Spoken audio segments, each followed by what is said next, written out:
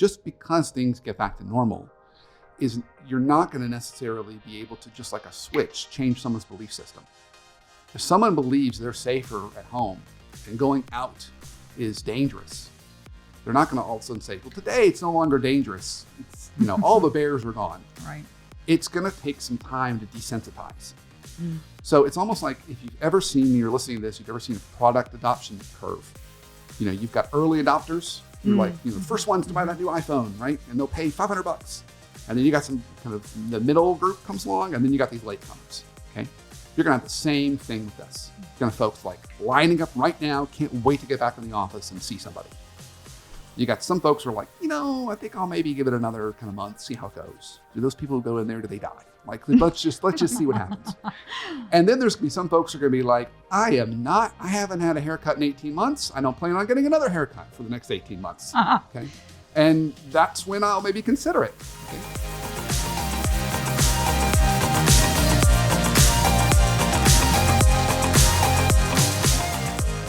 The Workplace Therapist Show is sponsored by the Leadership Foundry.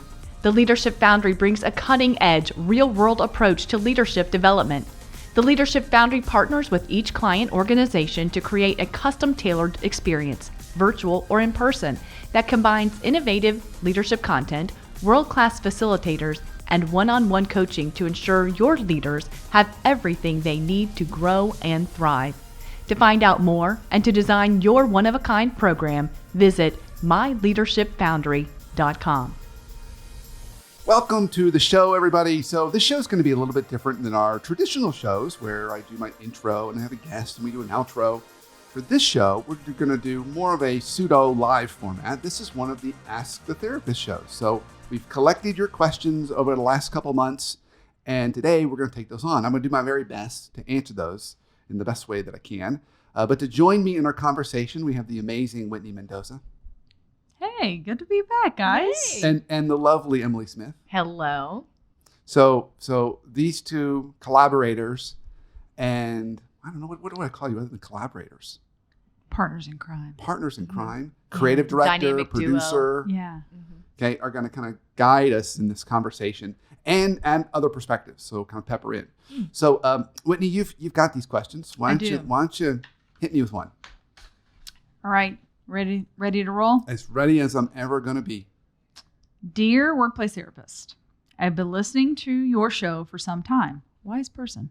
Mm-hmm. And I've heard you say more than once that managers should do their best to never cancel their one-on-ones with their direct reports. That's because doing so is a sign of disrespect. I said that. This makes sense, but I need help. What am I supposed to do when my boss cancels the one-on-one that I have scheduled with her, which then, like a bad domino effect, requires me to do the same down the line to my direct reports? I don't want to cancel on my people, but I often feel I'm left with no other choice. Any ideas you have to help manage up and down at the same time is appreciated. Signed, looking both ways. Yeah, so this is messy because the domino effect is where it's really going to cause issues for their team. Okay, so let's start up first. So I unfortunately have more questions than probably answers. So here's some questions that I've got. So the manager's canceling these. I'm curious why. Like, is it because the meeting's too long? Perhaps that's why. Maybe you're scheduling an hour meeting and this person's really busy, or they've got some ADD tendencies and that's just too much time. So at the last minute, they kind of cancel it. Or maybe there's a particular day of the week that you're trying to schedule these and it just happens to always be a bad day. So maybe you need to change the day. So the first thing I would say is think about how you can reschedule those with your manager in a way that's going to be better for her or his rhythm. Maybe you go to 30 minutes and maybe you do it first thing in the morning on Monday morning. So it's less likely to get interrupted. Or last thing on Friday or some other time that's more likely to be protected. Once they figure that out, I would recommend that then they go to their manager and say, hey, this is really, really important for me. It's important for me. I need this time with you in order to make sure that I'm giving you what you need and I'm meeting your expectations. It's going to allow me to be more successful. So I want to work with you to find a time and day that's going to be better so we can protect it more regularly. So I think that's the first conversation. It's kind of be creative around that. So then I would say you might even want to consider for this person to do the same thing with their direct reports. I mean, why are they getting canceled? That's the other part we don't know in the story. Is it she said ripple effect or domino effect, or he said that, but they're not, we don't know. Is it their managers roping them into other meetings? Well, if so, like what day of the week are they doing that? And is there a better time? So maybe you do your one-on-ones with your direct reports earlier in the morning, 8 a.m., 8:30, and maybe you make them shorter times. So you're less likely to get kind of interrupted. Or you shift them into lunch meetings. That's another thing you can do, particularly as we start to move out of the pandemic. Think about how you can reconnect with them. And you say, hey, let's do a one-on-one on Friday, but let's make it a lunch. And then you can do that. Great way to kind of hit two birds with one stone. Yeah. So if you've got, because part of what I was hearing out of this is it almost sounds like this manager is hard to get a hold of. If that's the case, what's the best way to kind of propose? Like, hey, you seem really busy during this time. Like, is that an email where you can just suggest some changes? Like maybe we shorten it, maybe we change the day. What's the best way to go about that? Oh, a conversation for sure. Okay. And ask them can I just get 15 minutes of your time? Nice. Always ask for less than 30 minutes. If it's somebody who's hard to get a hold of, always ask for less than 30 minutes. Ask for 20 minutes. So there's a technique I teach called pre-wiring, and you always ask for 20 minutes. And even when I'm scheduling 360 interviews and I'm trying to get on all these people's calendars for clients of mine and interview them, I always ask for 20 minutes. If you ask for an hour, you'll get it, but it'll be a month and a half out, and then it'll get moved twice. So that's fair. So you always want to ask for that. So That's if you good. ask someone who's hard to get a hold of for 15 minutes, and the other trick is if you ask them before work hours. So usually when we get back into the world of commuting, the commute is the best time to grab them because they're just driving in. So, hey, can I call you on your commute tomorrow morning? Just 15 minutes. Would love to chat. And they'll say yes. Are you holding that call to 15, 20 minutes? Are you doing that? No, you let them decide if it's a hard stop. Yeah. So you okay, I see. You're asking for 15. The person you're asking. But then let them determine the end. I got it. At 15 minutes on the mark, they might say, sorry, I got to go. I got another call. Great. Plan for 15. But odds are if you're doing it on a commute, it can bleed until they get to the office. And then they'll say, I'm here. And then you're done. But yeah, you don't have to worry about that. It's mostly about getting on the calendar, getting that time. Yeah. Mm-hmm. And then figuring out what works for them. And then kind of hit those talking points that I said. Nice. Well, it sounded too with the domino effect. Maybe they're using the one-on-ones. Maybe they're using the one-on-ones not correctly or strategically. Maybe it sounds like she's having her one-on-one with her boss, and then she needs or wants information to take to her people below. Maybe that's the domino effect. So is that the right way to be using the one-on-one? So it goes back to the idea of author versus editor. You always author up, you edit down. Author up, edit down. So you want to be careful that you're not letting that reverse. If you're waiting on your boss to author down, it creates way more disruption. That may be what's going on here. They're waiting for her boss to tell her what to do, or him to tell him what to do. And then that's creating more disruption. And when the flow goes author up, edit down, you'll work 45 hours a week. If the flow gets reversed and it's author down, edit up, you'll work 65 hours a week. So you can tell if the flow is reversed by how many hours you're working. So don't wait for your boss. Go to your boss with, this is what we're working on. This is an update. This is what I need from you, or this is some recommendations on things to do next. Put them in editor mode. Give them something to react to. Don't, and particularly if they've got ADD tendencies, because when they've got ADD tendencies, they'll change priorities, they'll chase different things. They're harder to nail down, and it'll cause more disruption and more time. That's good. Yeah. Mm-hmm. That's a good question. Thank you. Because that just holds up everything else if you reverse the process, right? Like nothing's getting done if you're waiting for it to come top down. Yeah. But remember, you are just waiting. So That's part good. of the author-editor thing's also, your boss is your number one customer.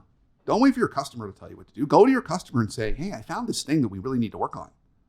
You wouldn't hire a contractor, and the contractor would be like, oh, you didn't tell me to paint that spot. Or fix that leak when I tore back the wall and found it. Yeah, I mean, you're the expert. You're supposed to kind of know to paint that spot. Yeah. It's the only spot on the wall that's not painted. So that's good. Yeah. Okay, let's do another one. Let's do it. Dear Workplace Therapist, I was thrilled last year when I landed what I thought was the perfect job as a sales account manager for a startup company in my industry. I felt qualified for the position and excited that there would be so much more that I would get to learn. Nearly 6 months later, however, I feel overwhelmed by all that I still need to figure out. Often I feel paralyzed to take actions on my accounts without consulting my supervisor first, wanting to run questions about strategy by him before I make any moves, because I don't know what I should do. I find myself doing nothing. I'm proactive. I'm not doing anything proactive. I'm only reactive. Even though no one has said so, it feels like my manager and those above him are disappointed in me. My 90-day review is around the corner and I'm preparing for bad news. Right now, it looks like I won't be hitting the sales goals that my boss has set for me. Since I have no other way to measure my success, it feels like I'm failing. When my boss has said it took him over a year to settle in before he felt comfortable in his role, it seems like he had more success than I'm having during this phase. I can't tell if this is part of the learning process or if I'm just sucking at this job. At what point should I look for a new job if I feel like I'm not able to do the one for which I was hired? Is it just imposter syndrome? Is this company's fault? Am I passing off responsibility for my performance? I guess what I need to know is this normal? Signed, when do I give up? Lots going on here. There's so just let's go to the very beginning. Did you say startup? Yeah. Yes, it's a startup company. Okay, startup. Okay. That's a really important piece of information in this storyline. Okay. So it goes back to the last discussion we just had, author-editor. This person's sitting back waiting to be told what to do. Mm-hmm. So when we author, there's 3 components of authoring. We take ownership, we show initiative, and we display critical thinking. Take ownership, show initiative, and display critical thinking. In an environment that's startup, everyone has to do that. Because there's so much things that need to be done, right. And there's no clear lanes. Sometimes you're wearing the marketing hat, sometimes you're wearing the operations hat, sometimes you're wearing the accounting hat or the picking up lunch hat. I mean, there's so many hats. So I think that's part of it is this person's sitting back passively waiting to be told what to do. You can get away with that in a larger government kind of environment, which is a corporation or literally a government where you're going to have a little more like, they're going to tell you what to do, but not in a startup. Yeah, it was funny when you were going through that. I was thinking, the phrase love covers a multitude of sins. In the business world, it feels like sales covers a multitude of sins, right? Because you're able, if sales are good and you have more team members, and to Brandon's point, it's an established company, then if you're underperforming, it's often hidden. But in the startup company where every dollar counts and you're strapped and wearing multiple hats, you've got to take initiative. Yeah. Mm-hmm. Yeah. It's easy to ownership, see through. initiative, and critical thinking. You've got it because there's no systems and structures. So you got to build it or just do stuff. So you're sitting around waiting. So if the person can't make that shift, then that's not a good environment for her or him. Mm-hmm. But that's the critical shift because startups require people to do that. Now, what's also interesting is when I work with startup companies and they go a little bit bigger and then they go a little bit bigger, sometimes those people who were great in the very beginning aren't great anymore as the company's gotten bigger. Because they thrive in the startup environment? They thrive in wearing all the hats. And the bigger you get, the hats get taken away from you. Right, you have to. You end up, it's like, well, now we're now 150 people, you're just marketing. Don't get in operations. We have people in operation. We have people in HR. Just do marketing. But I like doing all those things. And then they leave and go back to a startup, start over. So it's a certain kind of DNA for people that thrive really well in that environment. The other thing that I think is also missing in this is the other way we can prevent dysfunction in life is by clarifying expectations. And I don't think this person's particularly clear on what they need to be taking initiative on and not taking initiative on. What they need to run by their manager, what they don't need to run by their manager. They're not clear on kind of decision-making rights. They're not clear on expectations. And so they're sitting around paralyzed, waiting for someone to tell them what to do. And again, it's a startup environment. No one has time to tell anybody else what to do. So they've got to take some initiative on clarifying expectations for this to work. It does sound like they're guessing quite a bit. Even though no one said anything, it feels like people are upset with them. Yeah. So they're trying to read the room. They're just guessing. And and assuming bad things. Yeah. Guessing, worrying, kind of paralyzed. Doesn't sound like they're like, I've been super busy doing all this stuff. You know, I mean, they don't feel like they've accomplished anything. Right. So I like that they feel like they haven't accomplished anything. Sometimes you have to have some wins in order to inspire you to keep trying to win. And it sounds like they haven't had the wins. So, I wonder if that's an indicator, because you saying that maybe they shouldn't be in sales in general. right. Because sales is often not right. Like it takes a bold factor, stepping out there, willing to strike out a couple of times before you win. Typically, if sales is really, in your blood, if you will, Right. you're blazing your own trail. Well, I do appreciate this person even asking themselves the question, do I just suck at this? Like, do I suck at sales? Do I suck at being in a startup? Maybe, Like, maybe just in being sales. So Right. So Charlie Getz, we've had him on the show before. He's an entrepreneurship professor. He says, he always cautions startups and smaller businesses from hiring salespeople from big companies, because even if they have a good track record, it's getting hidden because they're flying under a brand. right. Right? I'm in corporate sales for Apple. Right.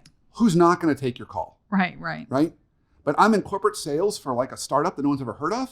You have no credibility. So now there's no brand. So it's lazy sales. Don't mean to be that way, but it's a different kind of. You've already got doors already open for you. Right. You get to walk right into the decision maker, make a proposal, and they're likely to look at it in a serious way when you're pitching and you're in sales for Apple, for example. Yeah. So I think that's the other portion. Maybe they are good at sales, but they need an environment that's got a little more Structure, a little more presence. It's going to be a little less resistant. That may be another part of this. Yeah. It's good. Okay. Do we have another question? We do. I've worked at the same company for about 5 years and have had the same boss during this time. I've assumed by random comments here and there that my boss and I don't share the same political or social views on a number of hot topics. In the past, it hasn't bothered me, but recently my boss has posted a few things on social media or made comments on other people's posts that I strongly disagree with. For the most part, the boss does not discuss these things in work settings, but knowing the boss has these strong opinions makes me feel differently about them. I have to say, I respect my boss less, and it makes me question their leadership. Do I mention this to my boss? Do I quit, or do I look the other way? Signed, disappointed, direct report. Okay. Interesting. So let's talk about this. This is an interesting, because this bleeds into something a lot bigger, right? Everyone wants to talk about social issues at work and all my beliefs and everything. I would argue that's absolutely wrong. I would say there's a place for some conversations around that. But as a friend of mine said, he's a little more private person. He said, I don't need to know everything about the people I work with, because eventually I'm going to find something I don't like, which is true. Eventually we get to know people well enough, we're going to find oh my gosh, you like the Beatles? Like, how could you like the Beatles? I actually do. She loves the Beatles. I do not like the Beatles. Right. But eventually you're going to find things that, you're like, I can't believe that. So there's professional intimacy, Right. and then there's personal intimacy. This person's confused. Oh. This person's gone into personal intimacy. Like, they must share my views on religion and money and beliefs and family. And maybe one day we'll have kids together. Like, no, it's your boss. You don't know. You've gone down to the deep end of the pool. Yeah. Stay in the shallow end of the pool. Do you share the same values at work? Do you have the same work ethic? How do you view situations and problems the same way? Do you treat customers and each other the same way? Does this boss treat you well? Right. I mean, that's what matters the most. So first, you shouldn't even be messing around in your boss's social media, your personal social media, because you're going to eventually find something like this. Right. The other thing I would say is, let's flip it. What if the boss learned about all your beliefs and all your views? I wonder if they would still have the same respect for you. And do you want them staying up in the middle of the night reading all your social media? Probably not. You probably see that super creepy. Or you might even walk into HR. Walk into Right. HR and be like, I feel violated. So Yeah. I think we have to have healthy boundaries. Yeah. Not every relationship needs to be of personal, intimate depth. And everyone wants to be known in a personal, intimate way, but I don't think they want to know others in that same way. Because what if they find out something they don't like? So I think, we can find the level of the relationship where it stays healthy and stop at that depth. I think you're saying something kind of opposite though than what the kind of conversation is. It's this whole idea, this bring your whole self to work, what does that mean? How does that get, how do we, What's the line? what does Feels that like mean? The lines are Yeah, blurred. where's the boundary on that? Like what does bring your whole self to work mean really? So it's really, so it sounds so noble and great. It does. But it requires both people are able to hold opposing views and be comfortable with it. So the people that are saying this tend to be, what they're really saying is, I want you to know everything about me and bend over backwards to honor everything that I need. But they don't want to do the same thing for the other person. Fair. And they're not going to ask questions. And what if they learn this person's Catholic and you're Protestant, or they're Muslim and you're Jewish? I mean, what now? I mean, and so you have those different views, or they view, something that's a hot topic today in the world of, kind of social constructs in a way very different than you do. Right. So it's funny when I'm doing work with teams, one of the, we talk about ground rules, how they're going to work together, whether it's department teams or leadership teams. One of the ground rules they always pick is assume positive intent. Right. Assume positive intent. And one of the ground rules they always suck at is assume positive intent. Right. Yeah. So what you've got is people who are, frankly, the people who are the biggest proponents of know everything about me are people who just don't have the life wisdom to understand how complicated that is. Right. And then it means you're going to have to do the same thing. And they're not equipped to do it. Well, So it's better for us to keep at a healthy depth.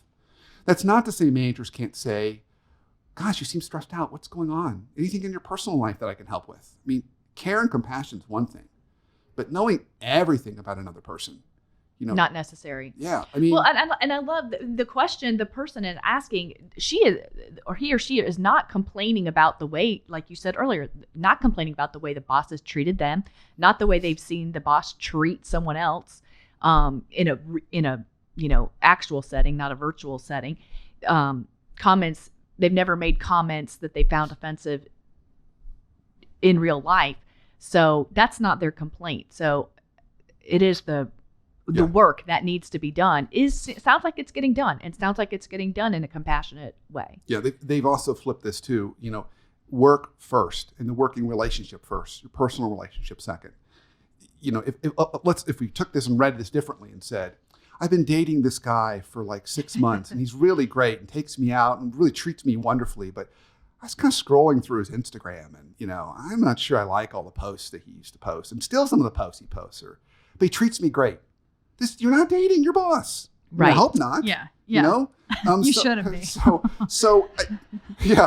that's part of the problem. It's like, if you look, it almost feels like they're looking at it through that lens. Right. And that's not the lens, and that's part of where we're entering into a new world where, the lines are getting blurred. Yeah. And it's not going to work. We're going to have to redefine those lines. So how do we handle that, right? Because I feel like there's so much even if it's unspoken pressure that let's say you go join, you start a new job. Yep. Everybody from the job starts sending you, because LinkedIn is different, right? But like, let's say it's Facebook and Instagram where people do tend to be a little bit more personable. What do you recommend they do? Do you just let the invite sit and then go to that person and say, I saw that your invite came through. I don't want to be friends with you? Like, what's the best way to approach that without... Like, I don't want to be Facebook friends with you. Yeah. Like, we can be LinkedIn friends. Yeah, Yeah. basically without like also being, like, hey, we're two kids on the playground and I know I sit beside you in class, but I really don't care to hear what you had for dinner. Yeah. Or see a picture of it. Yeah. So Yes. So you just say to them, you say, I'm really glad that we're going to work together, and I'm looking forward to building our working relationship, and absolutely, I'd love to connect with you on social media. LinkedIn's probably the best space for that. I really keep Facebook to a very small group of just family and friends, so don't be offended if I don't accept. And I want to respect your privacy too, to have a network that maybe is not work related that you don't want to cross over. You just have that conversation with them. It's just setting boundaries. I had a friend who, when you're a parent, you get sometimes requests from teachers and things like that. And I had a friend who made it a strict rule. She was never Facebook friends with teachers until after her kid got through there. Because she's like, I just don't want to know what they're up to this weekend. Like, I don't want to know those things about them. It's probably good. And vice versa. Right. Like, what if the teacher finds something about you that they don't like, right, and all of a sudden they now project that onto your kid. Yeah. Wow. That's true. So I mean, again, this is just, there's different kinds of relationships, and that equates to different kinds of intimacy. Yeah. And so this person has just convoluted this relationship, and they need to reset it in their brain and say, at work, do we share the same values? Does this person treat me the way that I want to be treated? Mm-hmm. And is our working relationship smooth? Or is there something about our working relationship I want to improve? Because it's just within that Monday through Friday, 9 to 5, or whatever those hours are. Yeah. And focus on that. Because your number one job is to get something accomplished. You're at work. Right. You're there to do work. We're there to do work. And we hope that this relationship helps us do that in a smooth, better way. Not to go out on a date on Friday or talk about our future together, which is what I think that feels like to me. Yeah. Right. That's good. Yeah. Yeah. All right. Last one for today. Okay. Here we go. I lead a team of 8 people for a nonprofit organization. I feel like that's going to be very important in the story as well. Over the past year and a half, I have desperately missed working in person with my people. I'm looking forward to being back together, but most of my team is resistant in returning, and I expect it will be another 6 months if ever that I can get them back in the office with regularity.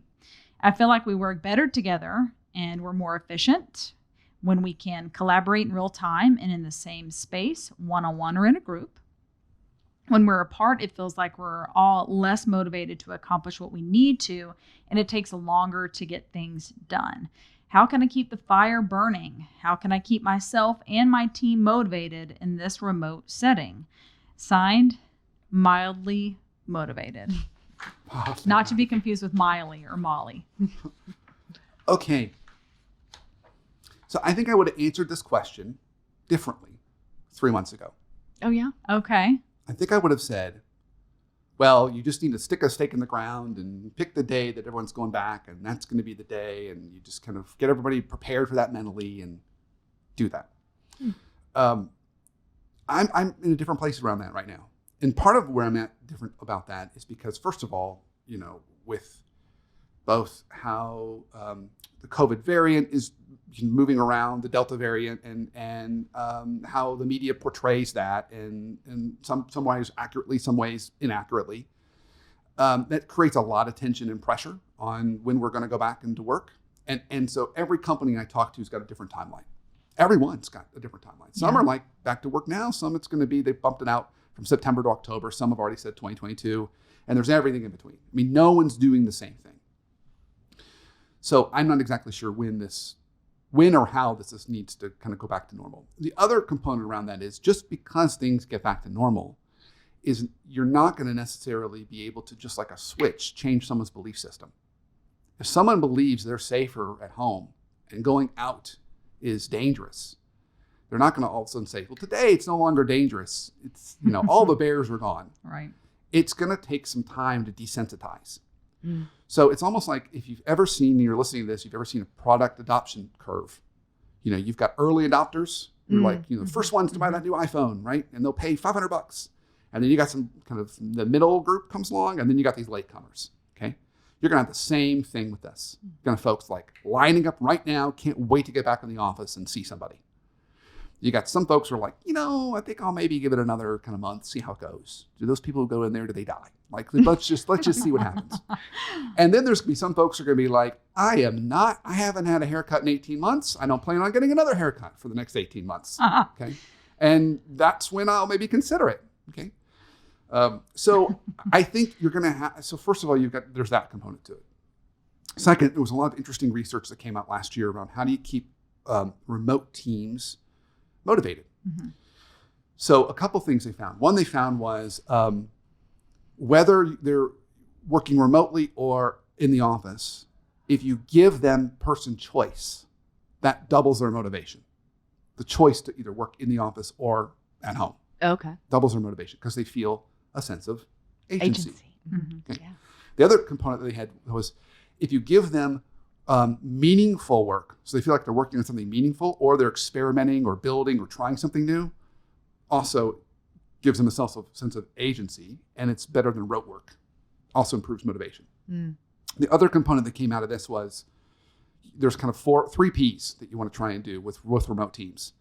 Purpose. How do you make the work feel more purposeful? Talk about what we're doing is really making a difference, can increase motivation. Professional development. So asking like, how do you want to grow and learn? In fact, I was talking to a client this week and I said, she said, well, there really isn't a career path for some of our folks. It's a pretty small organization. I said, well, maybe you can use a learning and development budget, which they have, and have people use it to go learn a language or play guitar or some other way they can learn and grow. So that's another way to keep them motivated. Mm-hmm, mm-hmm. And then the third one is play. And play is easy to do in person, a little harder to do virtually, but how can you make things a little more playful? Yeah. That also keeps people motivated. So I think as I sit here today, my recommendation is try and get with those kind of points at the end, those 3 Ps, and giving people choice is going to be the best way to kind of keep people as motivated as you can as you kind of navigate through this. And just know it's going to take time, and there will come a day for all companies and organizations where they're going to make a decision on whether they want you in the office or not, and you're going to have to make a choice. How they want you. Or how they want you. Like, are we a fully virtual company, fully remote, which, by the way, is not perfect. I work with fully virtual companies that have been virtual a long time. Many, many, many dysfunctions in those that are not curable without having in person. That's a whole different show. So that does not work 100%, by the way. Hybrid, and then what does hybrid look like? And then those folks who are, still haven't gotten their haircut, they're going to have to make a decision. Like, do I stay remote or do I go in? Or we're in 100%. I know some companies that's going to be their thing. We're not doing hybrid at all. We're back to 100%. So everyone will have to make that decision, but I don't know when that's going to be. So in the interim, maybe just these other approaches might keep folks a little more engaged. Yeah. I feel like too, we're still seeing a lot that comes out of people feeling like they just got more accomplished with either remote or this hybrid. Again, going back to choice, right? Like they didn't have the commute. Well, if you're in Atlanta, the commute is back. Yeah. It is. It's here. Yeah. So having that hybrid where maybe you have 1 or 2 days that you get to choose, that you work from home, and that's your get things done day. So yeah, and there's a lot of value in that. I mean, trust me. Like I've noticed even my physical body is better, not driving so much. Right. I mean, physically, I'm so much better, and I'm never wanting to go back to driving every day. Definitely. But I also noticed it's a different experience when you meet people in person. Yeah. It feels more part of a community. Right. There's more of a connection and relationship. And there are a lot of people that have onboarded in the last year, by the way. Everyone needs to remember that. Some people never even been in the office, never even actually seen their coworkers in person. Right. This works really well when you already have some relational capital built up. Like, I worked with you for years, and so I know who you are and your family, and we can talk virtually. If I've never met you, like, how are we going to build that relationship? Often it's done over lunch or coffee or just chatting in the hallway. Yeah. Not on a Zoom call. So there's a lot of messiness still to be solved. Yeah. Mm-hmm. Well, I think that's 4 for 4 as always. Yay. Okay. Well, Whitney, Emily, thank you for your time today. Yes. Great to be here. I'm just glad to be back in studio. Yes. Glad to be. I know. I'm gonna wasn't shout virtual. out to my good friend Sarah Heslin, who was literally like, "Where is Whitney? Is she okay? I haven't Thank you, seen her on the Sarah. show." Thank you. Yes, she wasn't the only one, but she was the one that was like, "Okay, it's time then, finally." Yeah. Yeah. Yeah. Back by popular demand. What can I say? All right, glad. And this is like the first one of these I think we've done this year. Is it? It's been a while. It's been a while Yeah. at least. Yeah, it's Well, been a while. anyway, I hope you all enjoyed it. I hope you got something out of the show today. And if you've got some questions, by all means, send them in. There's so many ways. Send it in via LinkedIn, social media, email me, send it to me, send it to Emily, send it to Whitney. Any which way, we'll get it. And we'd love to take it on. So until our next show, have a great week and an awesome life.